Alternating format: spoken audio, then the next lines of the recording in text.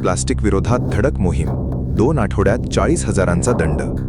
श्रीरामपूर शहरात single use प्लास्टिकचा वापर आणि विक्री करणाऱ्यांवर श्रीरामपूर नगरपालिकेने आता करडी नजर ठेवली असून नियमांचे उल्लंघन करणाऱ्या व्यापाऱ्यांवर धडक कारवाई सुरू करण्यात आली आहे. पर्यावरण संरक्षणाच्या दृष्टीने केंद्र सरकारने सिंगल यूज प्लास्टिकच्या वापर व विक्रीवर बंदी घातली असून त्याची प्रभावी अंमलबजावणी करण्यासाठी राज्यातील सर्व स्थानिक स्वराज्य संस्थांना निर्देश देण्यात आले आहेत. या पार्श्वभूमीवर श्रीरामपूर नगरपालिकेने शहरभर विशेष तपासणी मोहीम सुरू केली आहे.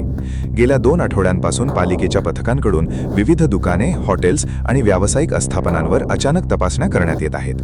या तपासण्यांमध्ये प्रतिबंधित प्लास्टिकचा साठा आढळलेल्या व्यापाऱ्यांवर दंडात्मक कारवाई करण्यात आली असून आतापर्यंत सुमारे 40,000 रुपयांचा दंड वसूल करण्यात आला आहे.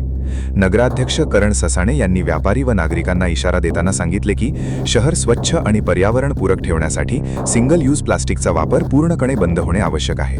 प्रतिबंधित प्लास्टिकचा साठा असलेल्या व्यापाऱ्यांनी तो स्वखुशीने नगरपालिकेच्या आरोग्य विभागाकडे जमा करावा, अन्यथा कठोर कारवाईला सामोरे जावे लागेल.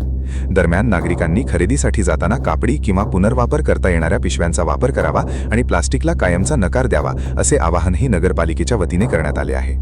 प्लास्टिक टाळा, पर्यावरण वाचवा हा संदेश देत श्रीरामपूर नगरपालिकेची ही मोहीम आगामी काळात आणखी तीव्र करण्यात येणार असल्याचे संकेत मिळत आहेत. त्यामुळे नियमांचे उल्लंघन करणाऱ्या व्यापाऱ्यांनी वेळीच सावध होण्याची गरज निर्माण झाली आहे.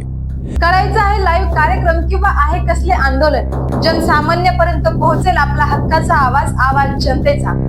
बातमी व जाहिरातीसाठी संपर्क करा स्क्रीनवर दिलेल्या नंबरवर.